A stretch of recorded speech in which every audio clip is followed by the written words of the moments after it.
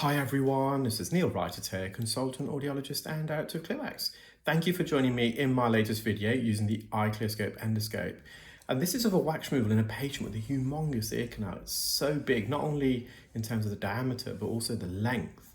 I was having to really reach quite deep when I was removing wax off the eardrum. I had to zoom in using the ClearWax app as well. And the suction tip I'm using here is actually the full Zollner suction tube, so a 14 gauge, but it looks so minuscule and miniature in this patient's ear canal because it's so wide. Now they've got this really sticky consistency of earwax, so I've put some medical grade olive oil spray in there just to help bind the wax. Now, if you're someone that uses a lot of olive oil prior to your appointments or having your wax removed, I know some specialists recommend that. What happens is the wax becomes very mushy, not so much so as carbamide peroxide, for example, but when you're using olive oil during a procedure, because it hasn't had time to really penetrate and soften the wax, it acts more as a binding agent, so it helps to bind the wax together. So patients often ask, because I don't ask my patients to use drops prior to attending, but I use it during the procedure, and quite rightly they say, well, you've asked us not to use it beforehand, and I explain why. Is if you use it beforehand, it turns the wax into a different consistency, which can be counterproductive to sometimes remove, especially if they over oil it. And another common issue that I find is that when patients use drops prior to attending, they put the drops in the ear, they tilt their head to the side, and they leave it there for a prolonged period of time, almost sometimes overnight. And what happens then, the wax becomes softer naturally, and it drizzles down towards the eardrum. So if you are using drops, allow it to penetrate for about 5 minutes, and then come back the other way, let it drain out, and put a tissue there to collect the excess, all that's dripping out. So I'm just trying to slowly bring this forwards. It kept blocking the suction tube despite all the oil, but I've put some oil in. And they may have a widening of the ear canal due to benign osteonecrosis. So that's when you have poor blood supply, particularly to the base of the ear canal. And the bone undergoes a process called necrosis. It kind of dies as a result because it isn't receiving the oxygen and nutrients that it requires. Patients who have gotten radiotherapy, for example, around the head or neck or the ear, because it can damage the blood vessels there. And I'm slowly just trying to tease this off. And I keep thinking, oh, the eardrum's just going to be here, but I just kept going deeper and deeper and deeper until the eardrum became in view. So it's one of those consistency of wax that can be a bit frustrating because it keeps blocking the suction tube. I'm just trying to lift it off the back part of the ear canal here. There's a bit of skin adhesions here, which I think comes away with the wax. Now, spoiler alert, there is going to be some residual wet wax lining the ear canal. Now, when we perform earwax removal, it's not like a car wash. We're not trying to remove every little last speck of wax. If something's there and it's going to come away easily, no problem. But particularly with wax like this, it's wet, it's sticky. We put some oil in, you're going to get some staining.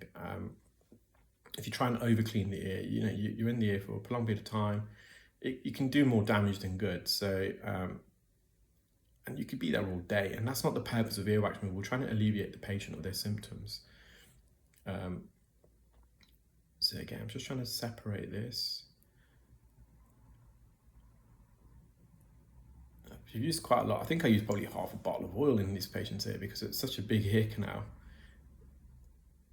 We're still going, there's a bit of skin there. So again, just going to the bottom of the ear canal, trying to lift it up and away. And with this type of wax, if you put too much pressure with the suction tip, it's not only going to block the tube, but you can actually squash the wax deeper. So you just have to get that sweet spot where you hover over and there's just enough vacuum, and the oil helps because obviously the oil is attracted by the vacuum, and because it kind of then binds to the wax, it comes out in bigger chunks. There's a skin layer at the top, so I'm just trying to remove that.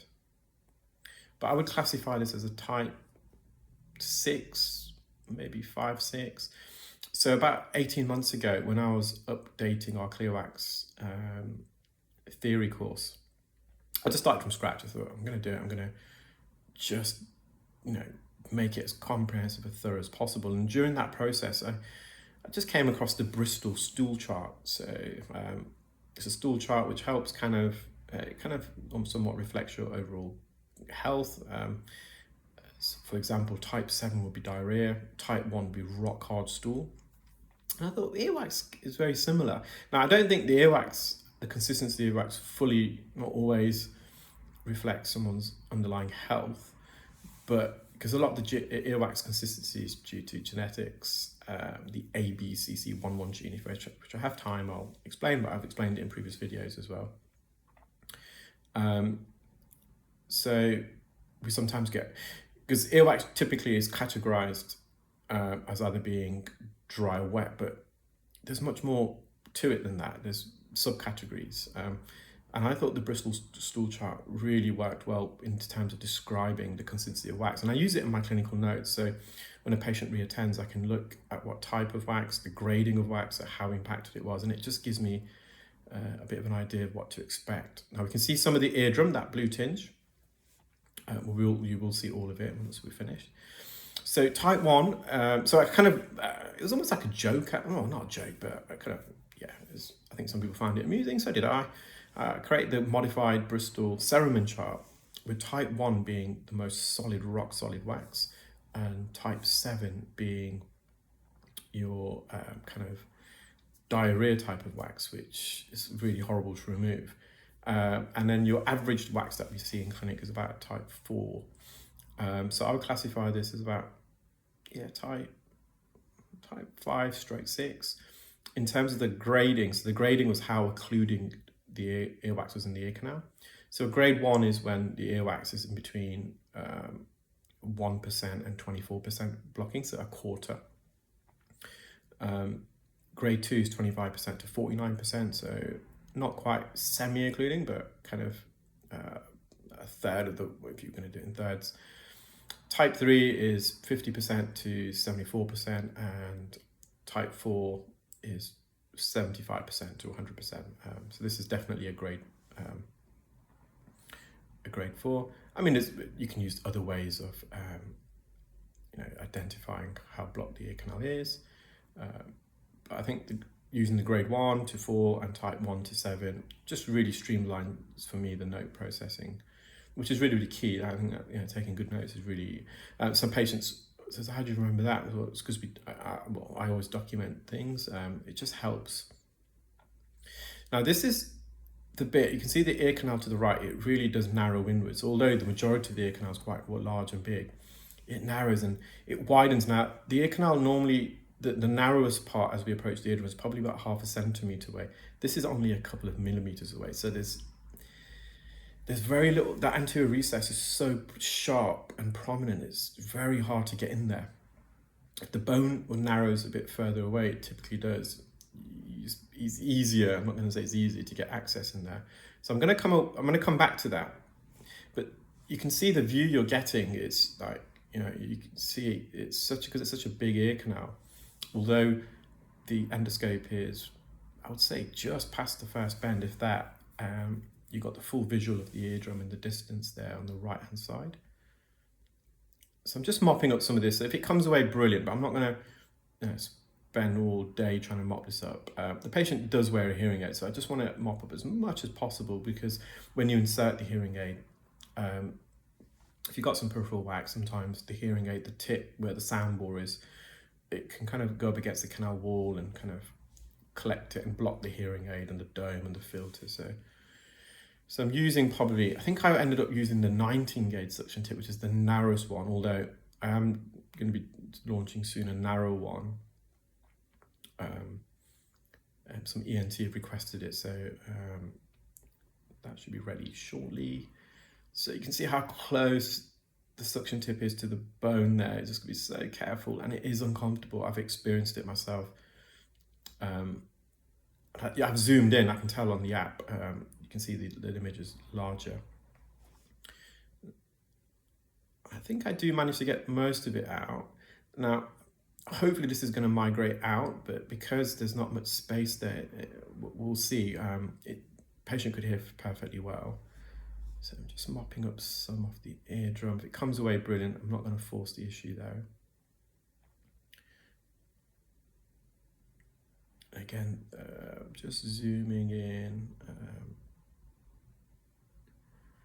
But there's not much space there, so I think I managed to get a little bit more out, but there's, yeah, that's more or less the amount we can remove. Now, again, this ear here, it's extremely widened. There's just some dead skin. It came away quite, well, most of it came away nicely, so I'm just going to continue peeling. There's no clarinetting.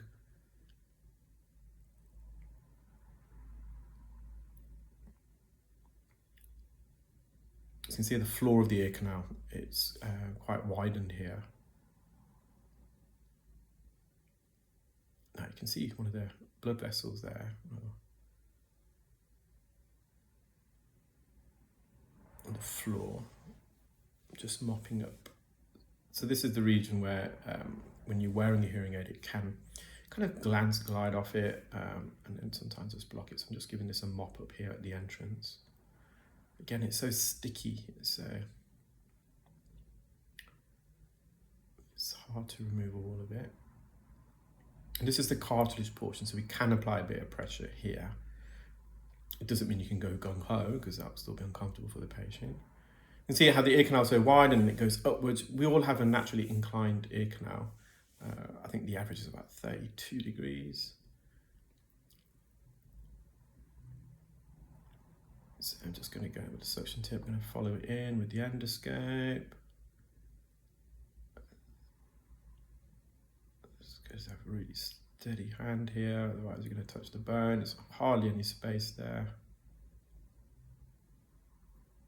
And there's just a bit lower down, and I do see if I can, but I just redrew the suction tip. There's no way, because there's a bit of a spur there as well on that anterior canal wall. You can see it's not completely smooth, it's a bit of a spur.